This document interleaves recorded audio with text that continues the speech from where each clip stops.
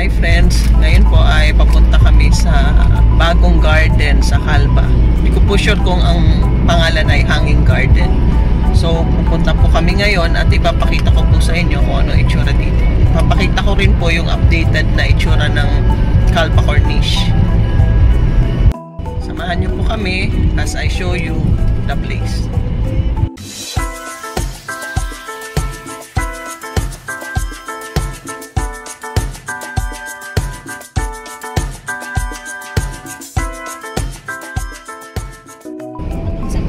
So ito na po yung updated na itsura ng mga ano dito sa tapat ng Corniche. Ito po yung Corniche. Ito yung dating ginagawang mga building. Ngayon po tapos na, meron ng mga tindahan din sa ilalim. Off the street, Rugilac Road heading to Government Buildings, Al Hefaya Mountain Conservation Center. Ito po yung clock tower dito sa Calba. Ayun po ang office namin. Ito yung mga government buildings. Tapos ito yung flag dito.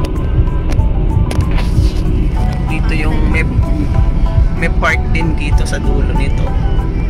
Pero magta-turn tayo sa right pagdating ng dulo nito sa may roundabout.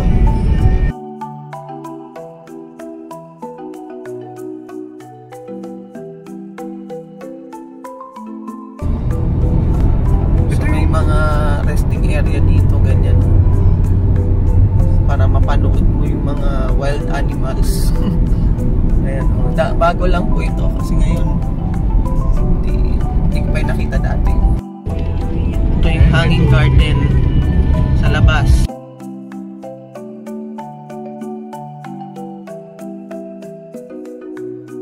So ito yung tunnel naman.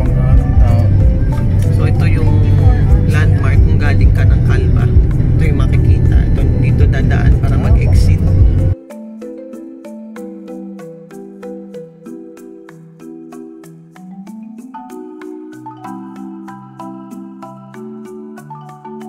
Ito yung tunnel, Calba Tunnel.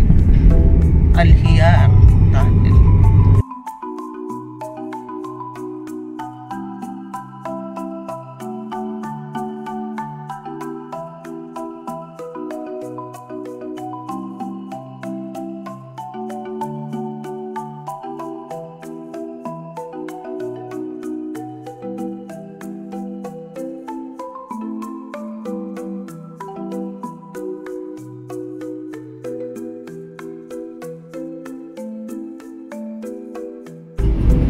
Yung mga maliliit na bundok dito.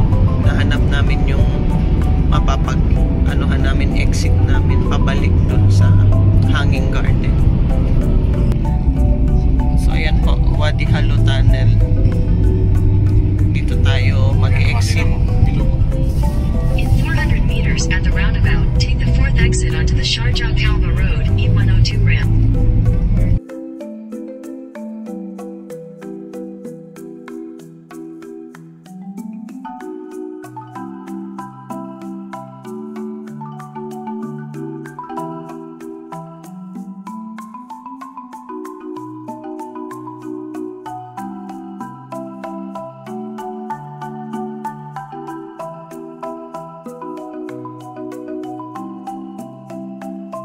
Ayan, babalik na kami sa opposite side ng dinaanan natin kanina.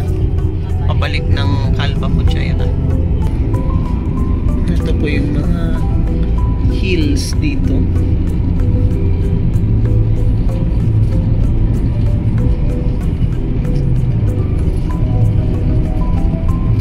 Makikinis. Tapos kulay brown siya.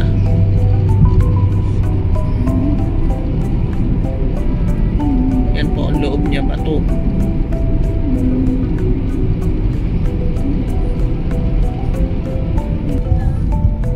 So ito na po yung tsura ng Hanging Garden.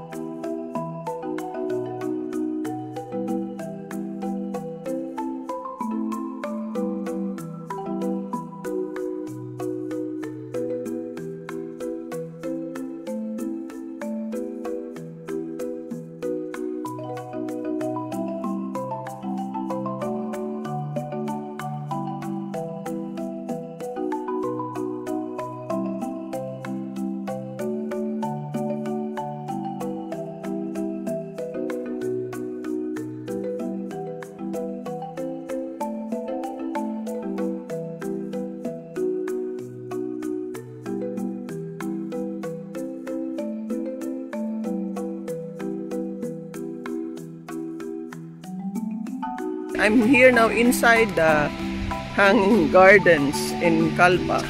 This is a newly opened park. That is the restaurant, and this is the falls. So, sana po ay nagustuhan yung ating video. Kung nagustuhan niyo po ang ating video, please like, share, and subscribe. And don't forget to hit that notification bell para ma-update kayo sa mga current videos ko. So until my next video, this has been Lorraine reminding you that God loves you. Bye-bye!